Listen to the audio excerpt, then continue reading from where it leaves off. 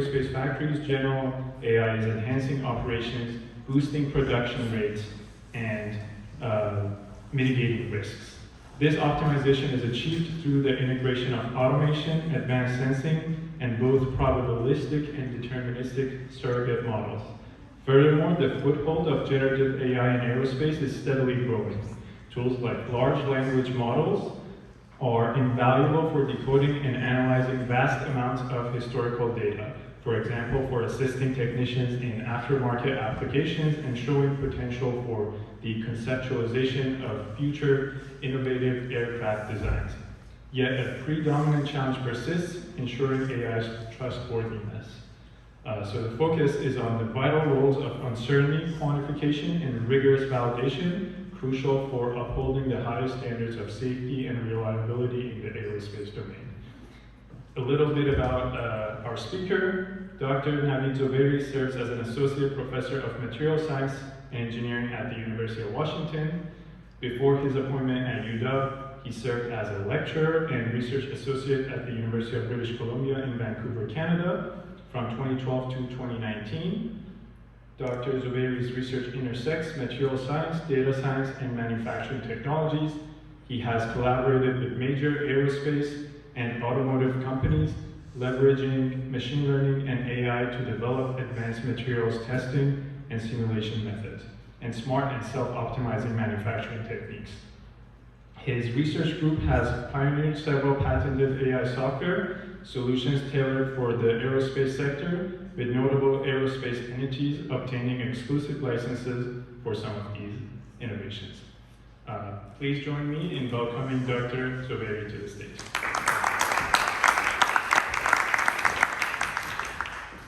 Thank you very much for the warm introduction. Sorry that I'm giving this speech in English, by the way. When it comes to technical presentation, it's really challenging for me to translate. Actually, I don't know half of the words in Farsi, so it becomes more challenging to do in Farsi than in English, so I apologize in advance. Yeah, but thank you so much for inviting me here. Thank you, Bahram and others, for communicating with me to bring me here. It's such a pleasure to come here today and talk a little bit about what we do at the University of Washington, but also maybe my own perspective on AI in aerospace. So hopefully this is going to work. Yes, so a short background about myself. I graduated from University of Tehran in 2001, civil engineering, following the footsteps of my dad and my brother. Then I moved to Canada in 2002, University of British Columbia, Vancouver, Canada, 2.5 hours north of here, where I met my wife 1 month into my arrival. Between 2002 to 2010, I got my master's and a PhD in structural engineering. And then between 2010 and 2012 at UBC, I was a postdoc, and I helped to establish a national research center in Canada called CRM, focusing on manufacturing. Between 2012 to 2019, I joined that center as a lead scientist, but also a lecturer at the University of British Columbia. During that 7 years, I worked probably with more than 150 companies, ranging from big companies like Boeing and Bombardier Aerospace to Ford and Honda in automotive, all the way to small bike manufacturers and hot tub manufacturers, actually. In some cases, companies were making rides for Disney. I helped all of those companies to overcome their manufacturing problems. In 2019, I moved to UW as an assistant professor. I haven't officially announced as an associate professor, hopefully soon. But I focused solely on aerospace. Two main reasons, my own interest in aerospace, but also proximity to lots of aerospace manufacturers here, and especially Boeing, where I have had a very close relationship with Boeing for the past 10 years. Fun fact about me, the first ever word I said, according to my dad, was dog, hot, and I ended up loving to cook. I even published a cookbook with my wife and my mother and my mother-in-law, family in the kitchen. And it's interesting because I use the principles of heat transfer in my everyday professional life. So everything all is connected. So my research group at UW, we are working on 3 pillars of research: smart testing, smart manufacturing, and smart engineering. And we're basically merging traditional approaches in engineering science with new AI and machine learning approaches. picture of my beautiful research group, including Navid, my PhD student who's sitting here, in our recent visit to Boeing factory. And we work with quite a few entities, in addition to Boeing, Lockheed Martin, Air Force, NASA, so on and so forth. I don't have too much technical content here. I have one slide to show you that the machine learning and AI in science and engineering perhaps is a bit different than AI for text and image analysis. So there have been several terms that have been coined. Scientific machine learning is one of those, but people may refer to them as physics-informed machine learning, physics-inspired machine learning, theory-guided AI. But typically it's something like this. We have data from three sources: simulation data and experimental data. And in addition to these two, there are some governing equations. High level, these are differential equations on the basis of mass conservation, momentum conservation, energy conservation. But beyond that, there's some high-level correlation we have learned from centuries of empirical research, like non-dimensional numbers and heat transfer and fluid mechanics are prime examples of those. And these are like representing some relationship between parameters affecting the outcome. So we use all of these data in building machine learning models in science and engineering applications. Given that data is very difficult to generate, both experimentally and numerically, typically we treat the data before conducting any machine learning. People typically remove noise and outliers from the data. And depending on how much data you have, if you have a lot of data, you can do deterministic machine learning. You can fit surrogate models, like neural network. Outcome is that you will have real-time, fast predictive models.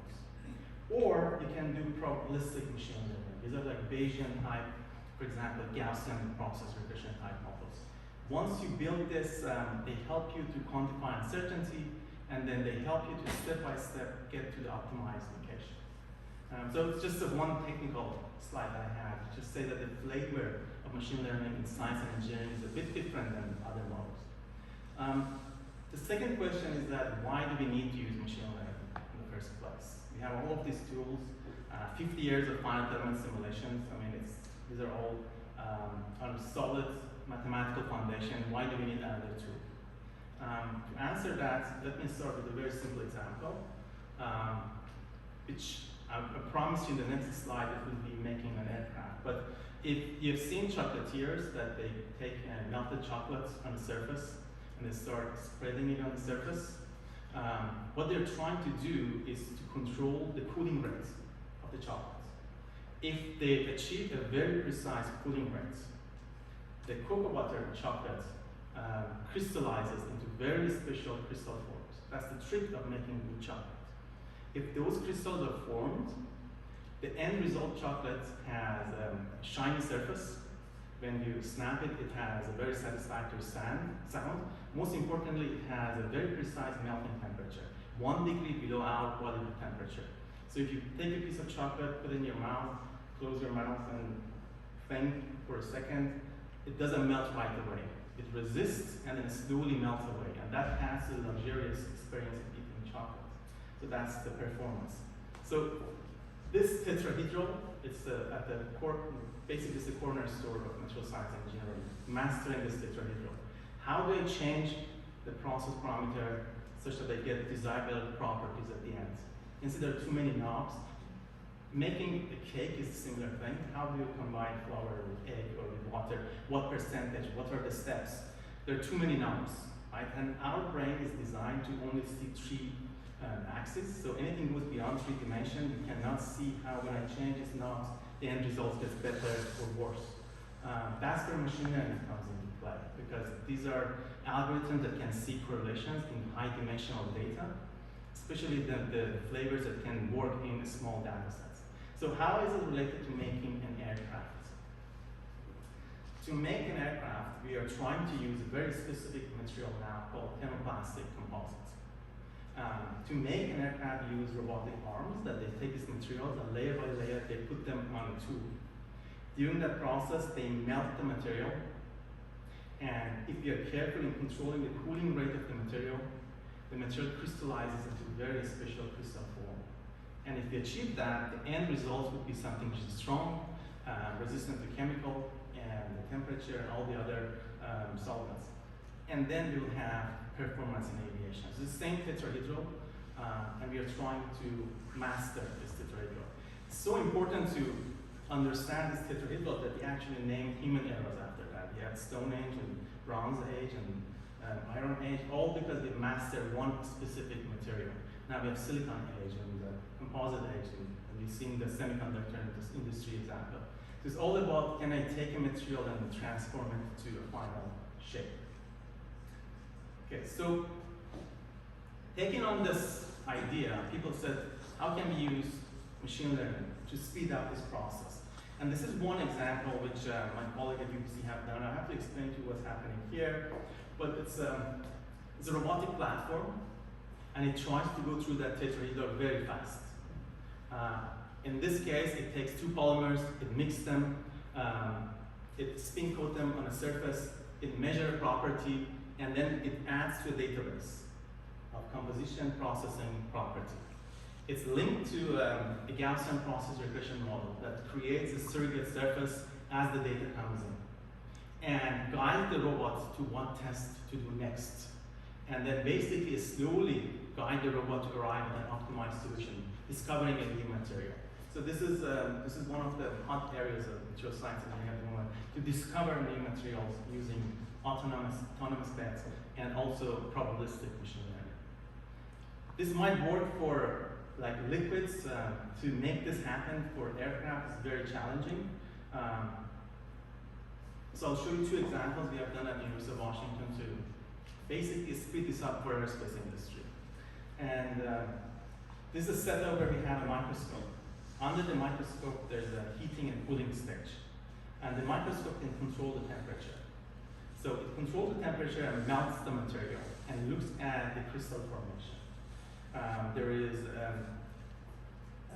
this is a convolutional neural network that does object detection and image segmentation, identifies the crystals and see how fast they're growing. It feeds it into the next machine learning model, the probabilistic machine learning. And again, it's real time, it starts building the surface, that if I change the temperature like this is the type of crystals I'm gonna get, and it guides the microscope to design the next step. So it goes into this loop to discover how to make this material more efficiently. So it's one way of doing it. But for aerospace materials, you also need the power to break them, to analyze them. And this is another project we have done at UW to use much larger robots to automate the same process. So this is a KUKA robot that can lift up to 75 kilos, so it's a relatively large robot. And I explain to you what's happening here. So it takes, first home position. I don't know why the sound is not either working again, but that's fine. It picks up a sample.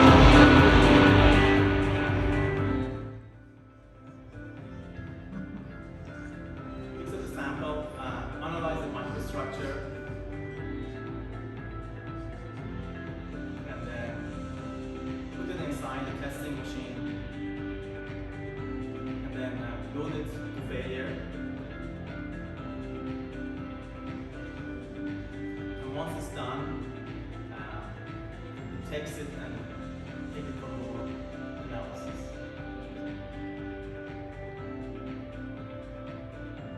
And all of this data is fed into a probabilistic machine learning framework where it analyzes the same way I showed in the previous step, and the robot slowly becomes self-aware to design its own next experiments. Okay, so let's move on from the material and talk about how we are making an aircraft. And to do this, I'm going to go inside the Boeing factory in Everett, and I'm going to walk you through some of the steps where we have developed and implemented solutions for aerospace industry. So this is a factory that Boeing built, I'm going to say in 2016, where they had a lot of cash. So they spent $1 billion in that year to establish almost fully autonomous factory. And this factory does one thing: it builds the wing of Boeing 777X, which is a composite wing. So to walk you through this, I'm going to do another comparison, and that's making lasagna versus making an aircraft. I'm going to go step by step for you to see how these are related. Fun story, I used the same slides in a short course in Italy a couple of years ago, and there was a bit of backlash about my style of cooking lasagna with my Italian students. So I've removed the details of how I use high-level lasagna. It's not details of, okay, these are all the steps. So I learned my lesson not to show all the details of the cooking. But making lasagna, making an aircraft. The first thing is that you're choosing ingredients. So do you cook your sauce at home or do you buy it ready? Noodles, the fresh noodles, do you make your noodles? Do you buy dry noodles? Is it the type of noodle you have to boil or it just directly goes into the pan?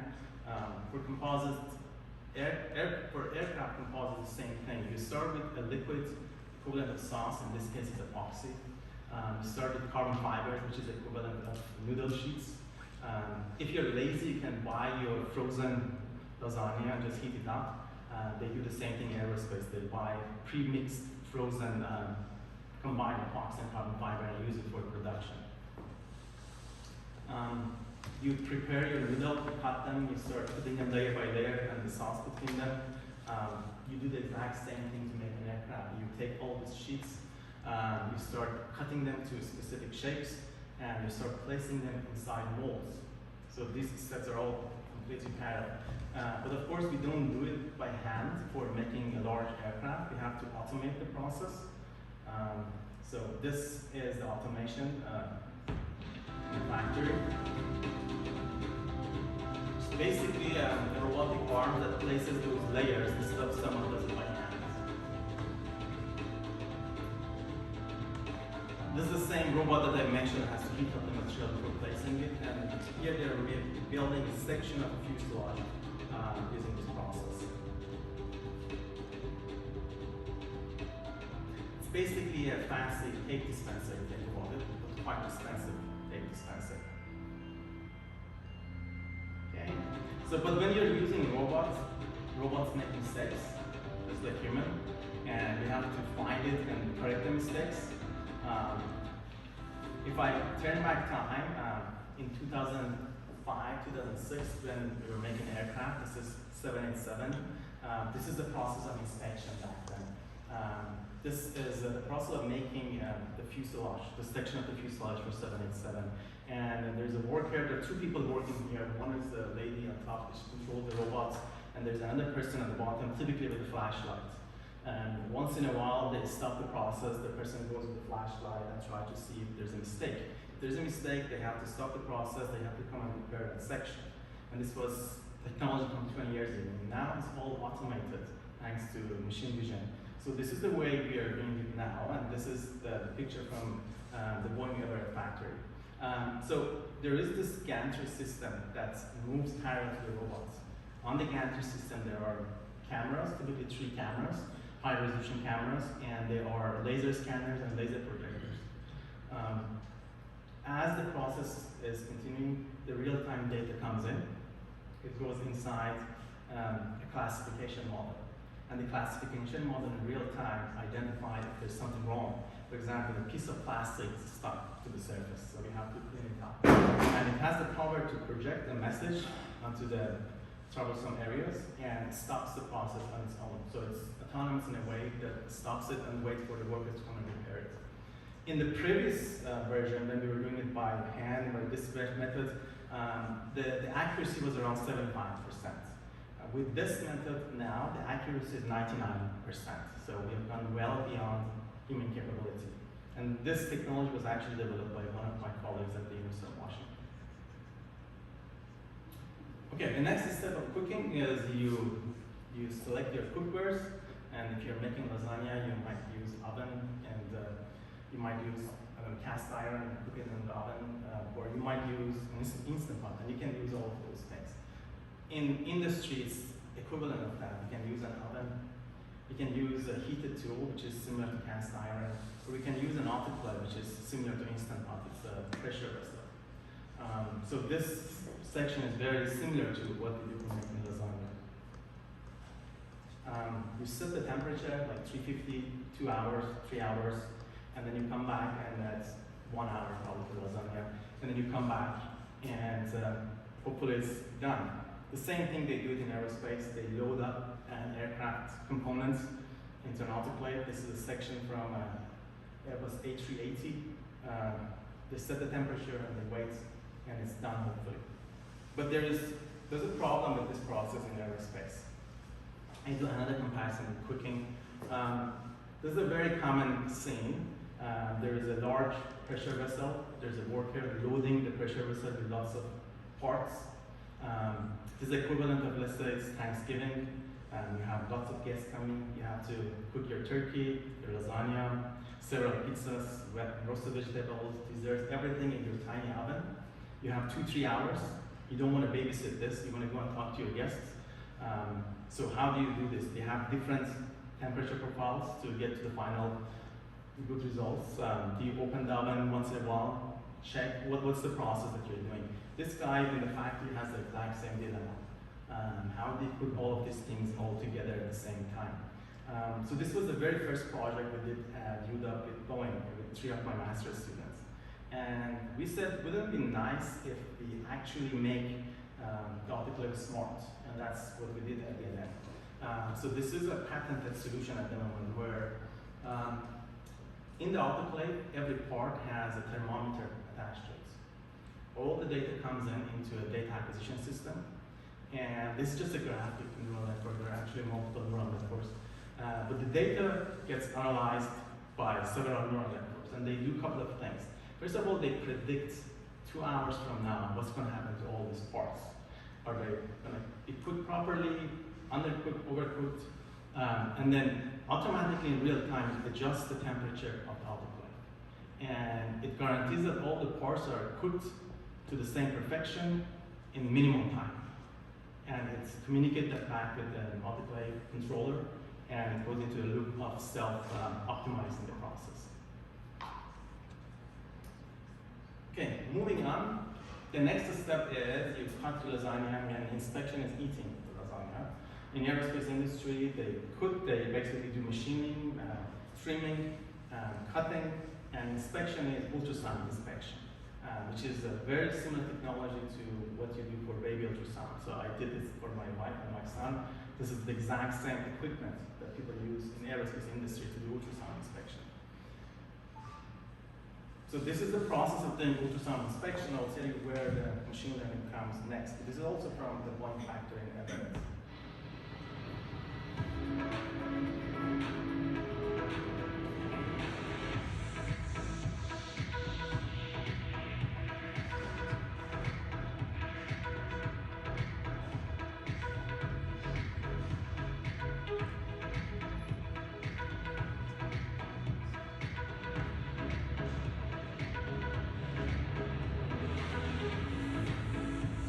It pumps water between the probe and the pore, similar to when you're going to do ultrasound. They put gels between your body and the probe. It does this exact same thing, but it uses water in this case.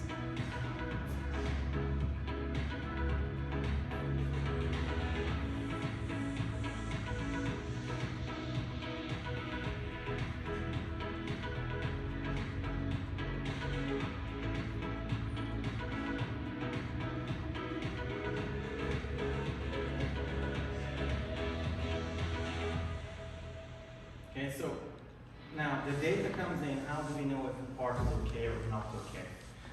So that's the next step, basically. This is a picture of how the data comes in, either in graphs or like color patterns. There was a competition in my department a couple of months ago where Boeing brought lots of these images, and we divided the students into 3 people groups. And they competed a couple of days to come up with classification models to detect defects in these images. And it was quite successful. So you can do it in quite a different ways, but it used to be done by eyes, by human eyes. Workers going one by one looking at images, finding defects, and now it's being replaced by neural networks that can do it much, much faster. And finally, we get to assembly. Everything is done, everything is machined, and bring everything, and we have to glue them together, we have to bond them together, and typically nothing fits. This is quite common. This is one example. If you look at the wing box on the left, there are 2 flat sheets, and there are 2 U-shaped spars. That makes the wing box, and inside the wing box we store gas. That's the gas tank for the aircraft as well. They are made in different areas of factory, maybe even in different countries. They're all brought into the assembly site, and nothing fits at that point, typically. So how do we fix this? The process is to assemble everything, measure all the gaps with laser, disassemble everything, build inserts for all the gaps, assemble everything again with inserts. And this process takes 2 weeks for every aircraft, which is millions of dollars waste for fixing this problem. This is the solution that my colleagues developed at UW. This is actually a cartoon of my colleague, Kritika. I have a picture of him at the end. She's another assistant professor in my department. So basically the way they developed the technology was to create laser sensors that when the parts are coming out of the factory, they do a sparse sensing on specific areas. They filter the noise, so they had a very fancy algorithm, mathematical algorithm to how to filter the noise. And then compare the data with the data set from all the previous productions in the factory. And from there, they could predict what type of insert has to be produced. Up front, without doing the first assembly, they would tell the worker, these are the inserts you have to build it, and then do the assembly. So it basically cuts the assembly time by half. According to Boeing, this saved them millions of dollars last year alone. Shows you where machine learning is used properly, it has huge benefits. A bit about engineering tasks as well. When you are making an aircraft, there are hundreds, thousands of engineers working together with different backgrounds. People who know aerodynamics, they do computational fluid mechanics simulations. People who know the structure, they do structural analysis.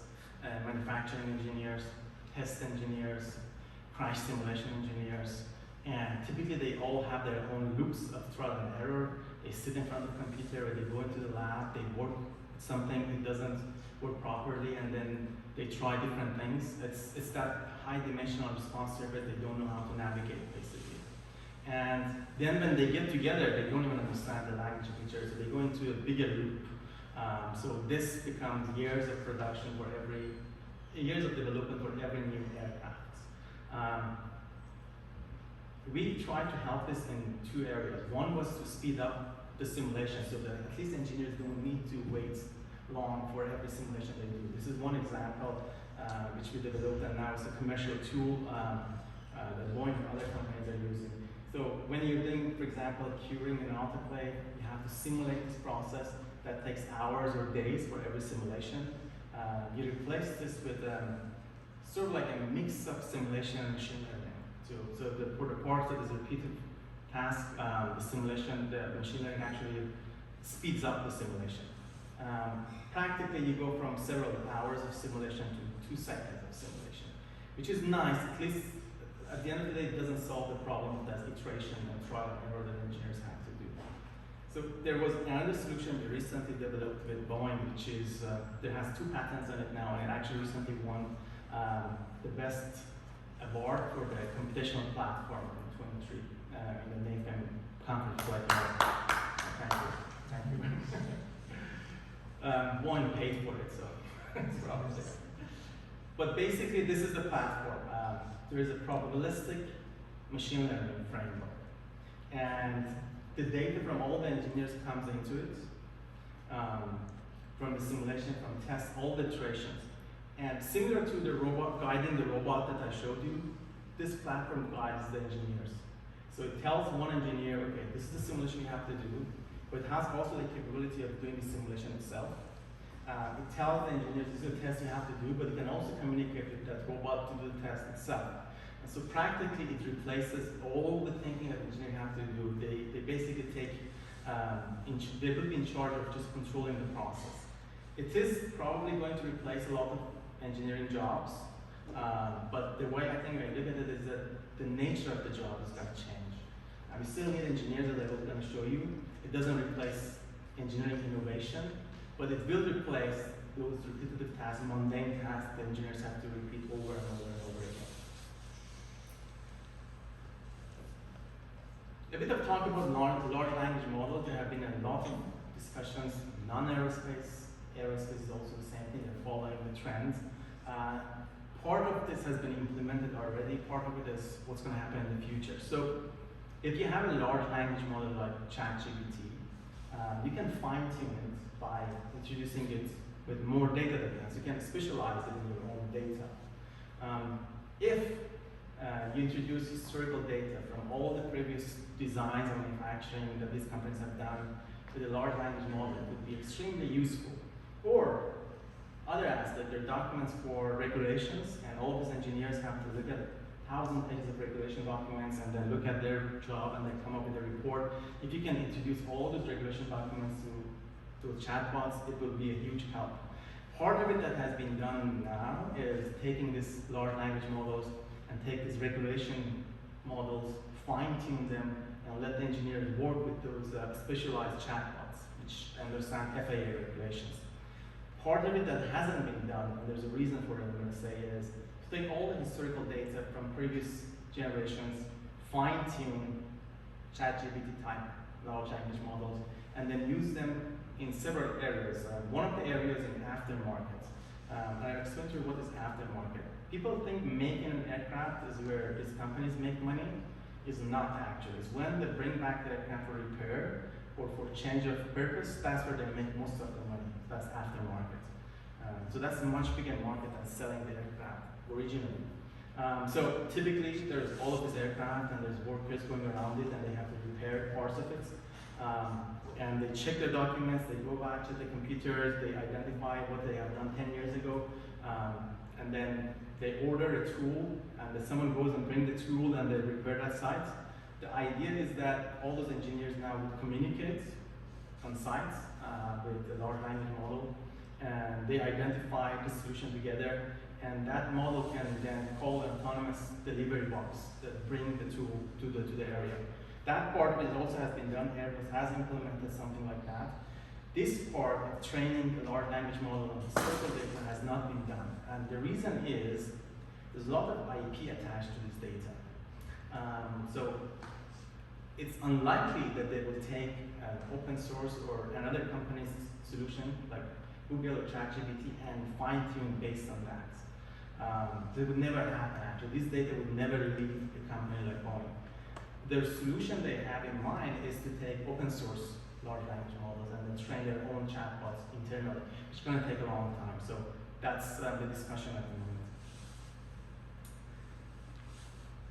There's also the same solution that I mentioned for repairing. It's quite like controlling all the vehicles around an aircraft for service. That also can be done using the same large language model platforms. There's also an idea that where else we can use this technology. I want to talk a bit about the generative AI because there's also lots of talk about can we design new aircrafts with AI. A couple of months ago, I asked ChatGPT, DALL-E 2, version 2 at that time, show me an electric passenger aircraft flying through clouds in the future.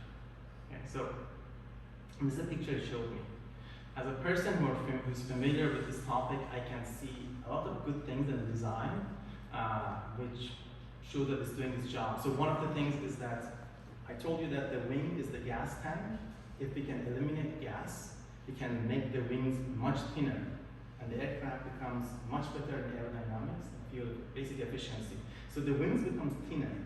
So I asked for an electric aircraft. What it shows me is an aircraft with very thin wings, which is a correct thing.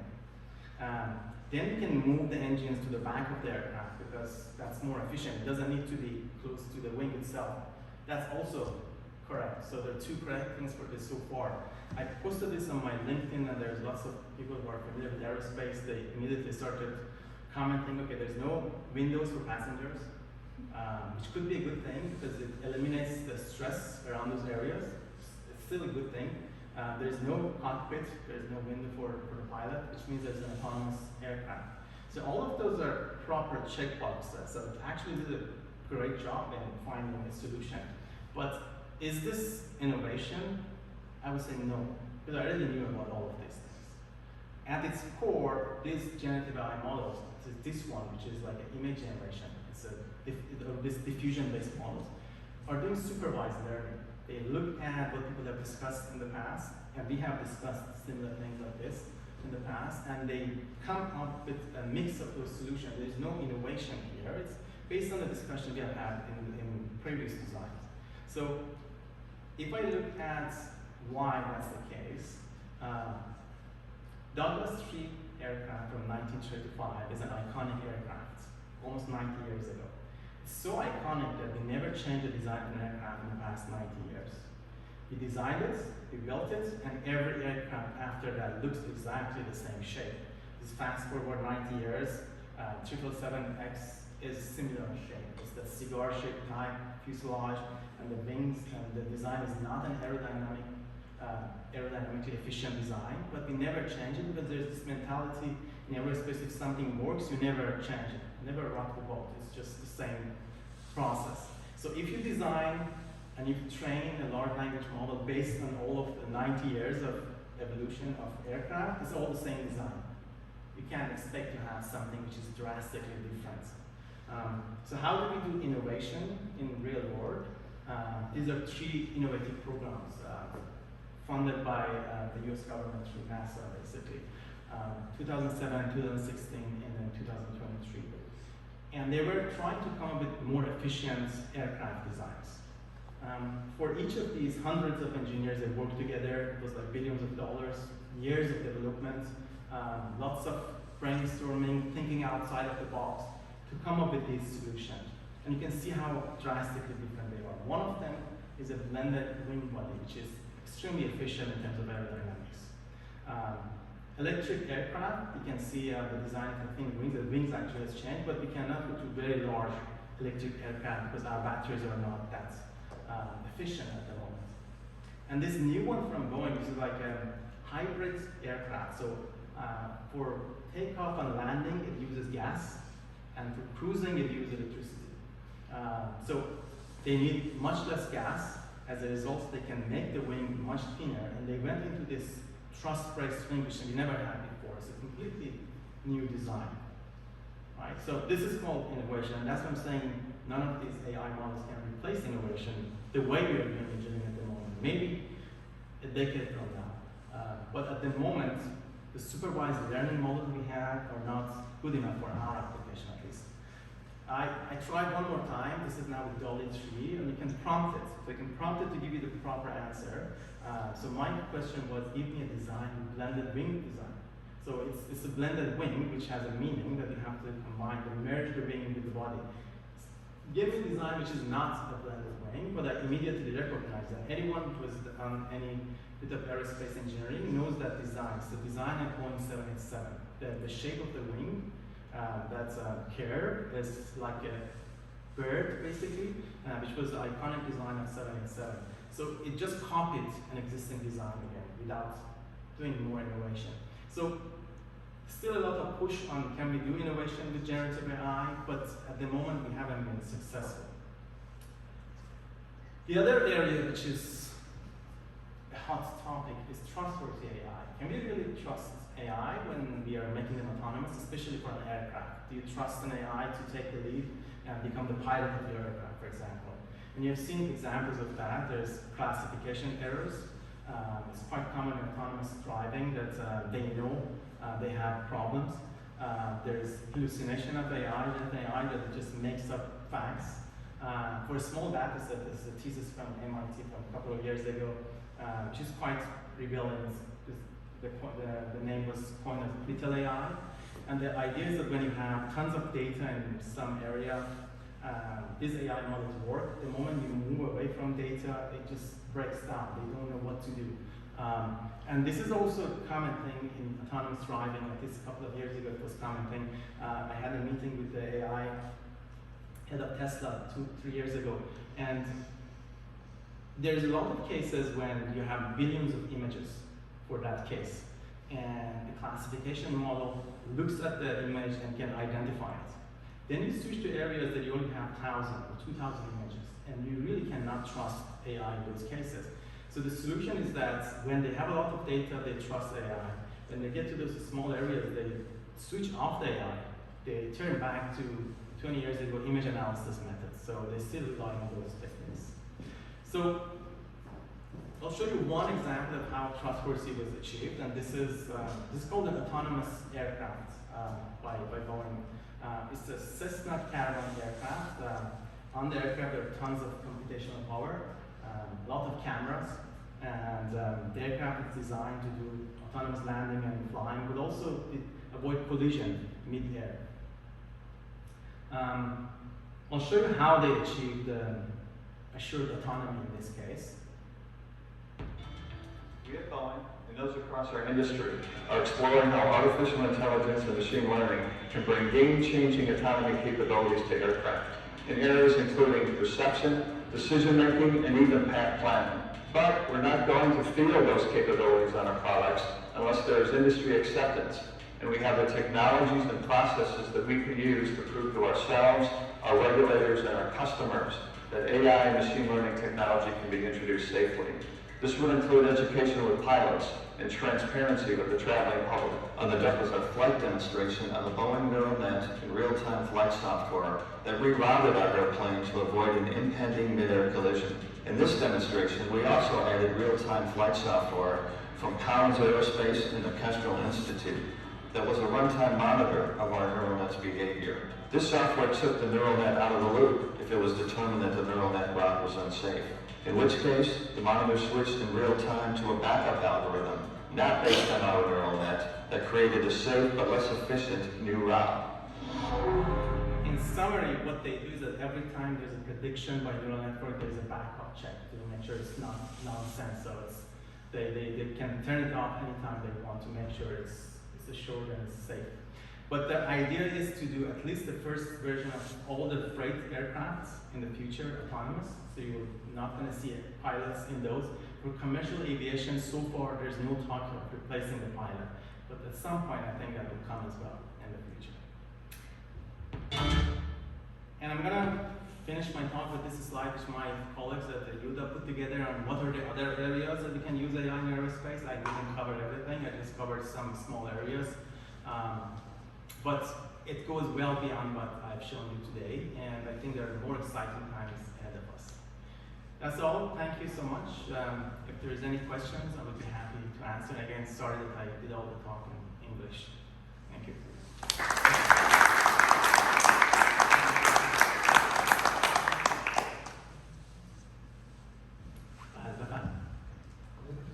More of a philosophical question about data.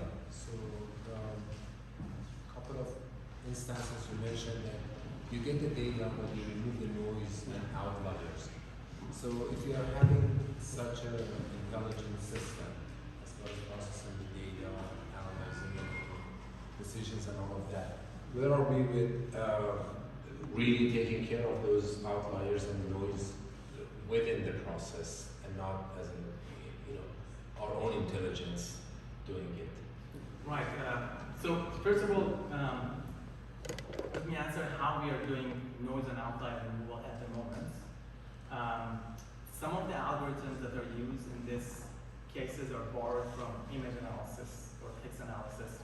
For example, if you have noise in an image, there are algorithms such as, let's say, I don't know, if you have robust principal component analysis, one of those that is borrowed from image analysis, which is good when you have a picture, there is something data behind it, but there's also lots of noise in it, so it can denoise the data. But what we have learned is that when we have a small amount of data, this process is not, let's say, safe. You might, there's a couple of things that might happen. You might remove some of the data by mistake, and generating data from physical problems is very expensive. So every time you remove the data, there's a manager in a factory that says, do you really have to remove that data or not? Because they have to pay to regenerate the data. And the other part is that maybe the data is bad, that they cannot detect it, and it just remains as it is. Before doing the image analysis, the way we deal with that, there's regulations. Okay, you calculate, for example, the standard deviation. There's like a proper algorithm established by FAA that you have to follow, right? And all the engineers do that. So it's like a routine thing that they go through a process. What we have done and what some of my colleagues have done, they've automated the process and make it safe by including the other part that I explained at the beginning, some of the underlying theory. And this is how it works. You know, for example, if I increase the temperature of the air, a part becomes hotter, right? I have that knowledge. So what is that knowledge? It's a derivative of data. I know the derivative, that there's positive or negative. If I see that it's going up or down opposed to the theory, I can immediately eliminate that as an outlier. And that's where we call it scientific machine learning or theory-guided machine learning. So that becomes quite useful. But at the end of the day, there's always this danger of either removing it too much or not removing it enough. Right now, we have this discussion with regulatory bodies and FAA to see if they are willing to accept at least outlier detection method as opposed to the historical method that have worked for 70 years, 80 years. So it's a bit of push and pull at the moment, but I think the changes are coming. I don't know if that answered your question. It was a very long answer to your small question. Thank you. More questions?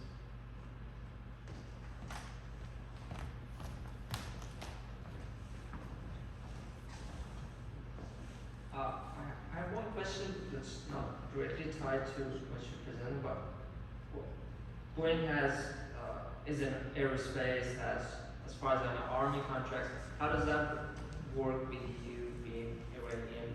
Don't you need some security clearances? Yeah, so I'm actually Iranian, Canadian, and green card holder, so I'm not a US citizen per se. And I only work with I only work with Boeing commercial sector. There's a big firewall on the, let's say, military section that you have to have a special basically clearance to even get inside the firewall. It's always a one-way direction of data. Data goes from whatever we do in public to their side, no data comes back. And then at university, we have this mandate that whatever we do, we have to be able to publish it. That's basically the end result of our work. If you cannot publish your work, and so what I presented today, if I cannot publish or talk about it, we wouldn't do that. So we have learned how to live outside of the firewall, let's say, but still be innovative and still be useful for society. Yeah, I don't know if that answered the question. Okay. More questions?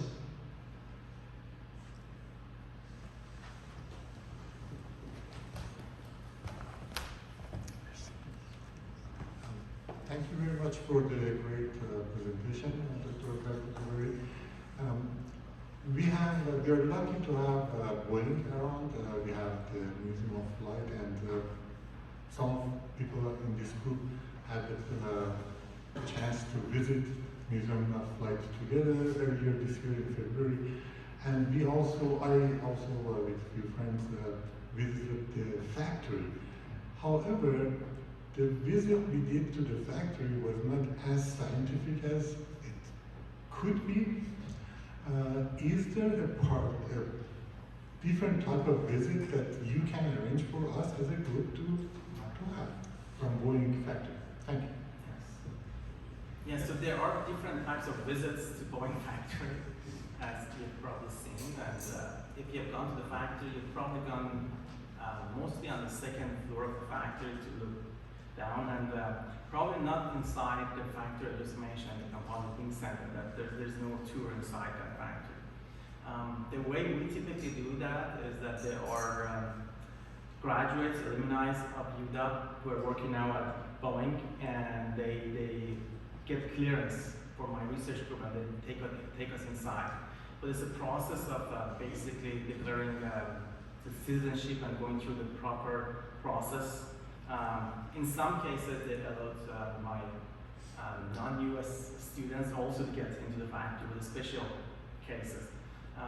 I can talk to those people if the possibility exists, but I can tell you I tried to do that with a conference that we are planning here, and they rejected that. So it's not always Yes.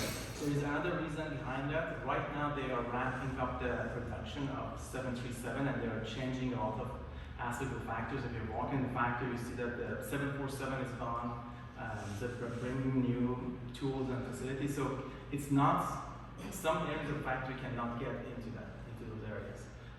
But I can ask, it doesn't hurt to ask. Thank you. More questions? One question.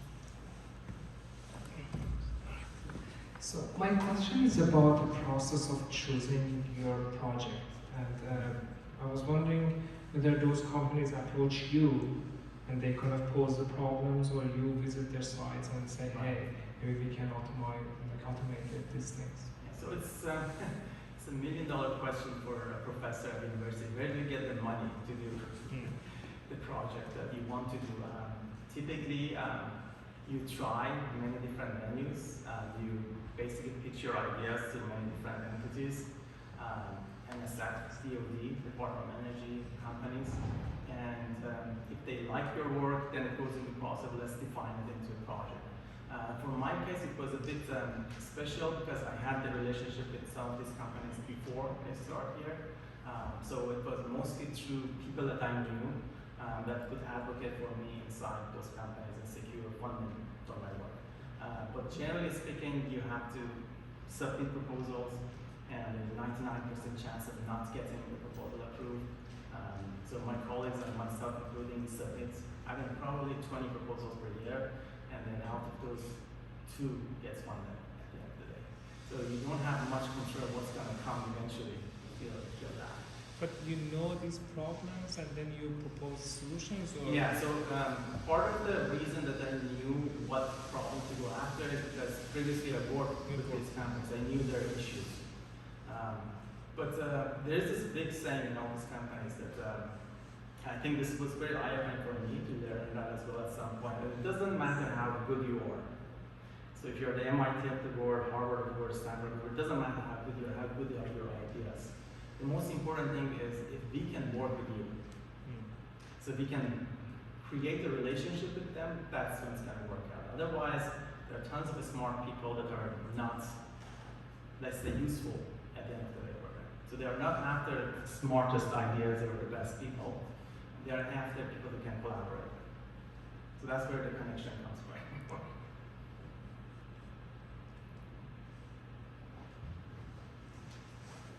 I have a quick question regarding the assembly part. You said that so your colleague work is about to predict and kind of create the inserts ahead of time. So I'm just curious to know, is it any work going on to, as we do have these live data, kind of minimize the need for data insertion? So Right. A very good question. Actually, I had one slide regarding how I removed that. Yes, there is a lot of desire to not need any data. If you can predict that, you can make it in a way that you don't need it. So the main issue at the moment is this: if they can get rid of that inserts, they can ramp up the production. At the moment, they cannot ramp up the production. That's one of the bottlenecks. And we are one of the groups that are working on that process. It's a very hard elimination. The reason is that there's tons of uncertainty in the process. And then when there's uncertainty and you have very tight tolerances, so the tolerances that when they bring this part, they should be less than 100 microns gap between them. And think about something which is 30 meters long, and you want to have 0.1 millimeter gap between them. And with all the uncertainty you have, this becomes a very impossible task. So we haven't been able to solve it, let's say, but people are still going toward that direction. A very good question. That's actually very relevant to our work. I actually had one question as well. You mentioned neural nets was a recurring theme in your presentation. One of the uses was for the decision making for changing the routes. And I know neural nets are often referred to as being a black box. You don't necessarily know how those decisions are being made. And that's, I also saw you mention there's like a backup method to kind of reassure that it makes the correct decision. But I guess in general, first, is that true in the case that it's kind of a black box? And if so, what are ways for us to understand how it is making those decisions, or even if it is possible? Yes, that's a very good question. Is first of all, in most cases, it is a black box, and there is a good reason behind it is a black box. It's the process, let's say, of decision making to say something looks good or something looks bad, let's say, in our brain. It doesn't have a clear algorithm to say this is how we arrive. There's tons of neurons that our data goes, and eventually it comes as beautiful or not beautiful. So the underlying physics is not clear to us as well. So these algorithms, the same way, are not, let's say, interpretable. But in 2019, there was a big conference by the Department of Energy identifying the main needs for scientific AI. One of the big pillars was to have interpretable AI model, so you can understand what's happening inside them. And there are some innovation. There are methods such as graphical models that can kind of see what's happening inside. But some people still argue that maybe we shouldn't know, because then that takes away the power of this model. So I don't know. I'm not subscribing to either sides yet myself. Thank you. We have about 2 minutes left, so I'll make a comment maybe. Yes. So, first of all, thank you so much. Like, I really appreciate it. You spend the time and we learn a lot.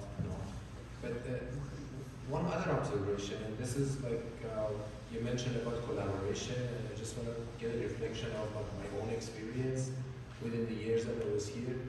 So that is the key, really, because we went to good universities, top universities in Iran. We went to Tehran University. Most of these guys went to Shanghai. I went to Tehran.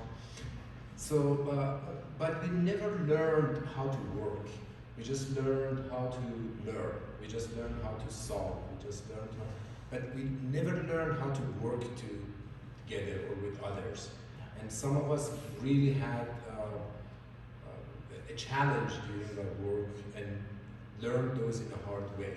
So the fact that you're saying they come to work with you if they can see that they can work with you, Yes.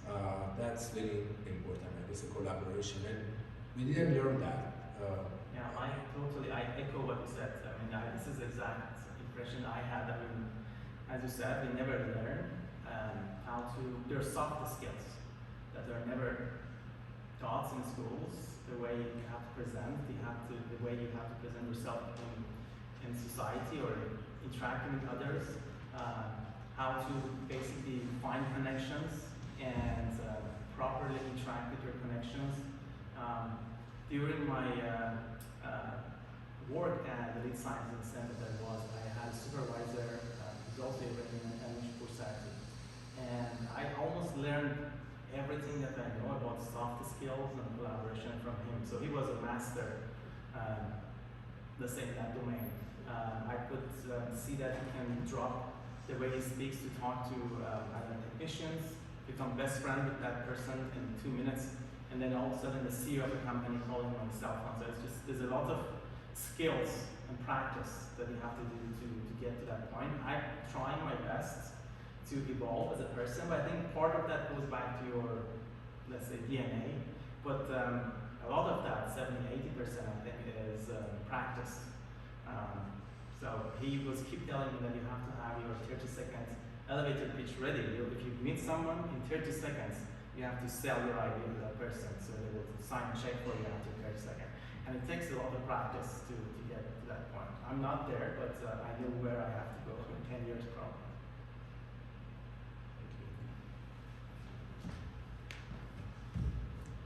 Thank you so much, Dr. Zobeiry. We are just at time 8 o'clock and ending the talk. And as a token of appreciation and gratitude, we have a small gift on behalf of SUTA. Thank you very much. Thank you. Thank you.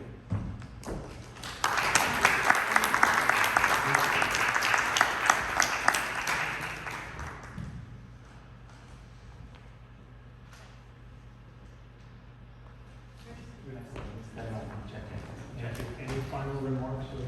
Thank you so much. خیلی ممنون از اینکه دعوت کردیم. خیلی اکسپریانس پلزنتی بود. انشاءالله دفعه‌های بعد هم بتونم بیشتر حضور داشته باشم. خیلی ممنون. همچنین از گروه الفبا هم تشکر می‌کنیم برای فراهم کردن لوکیشن و رفرشمنت و همه چی. مرسی.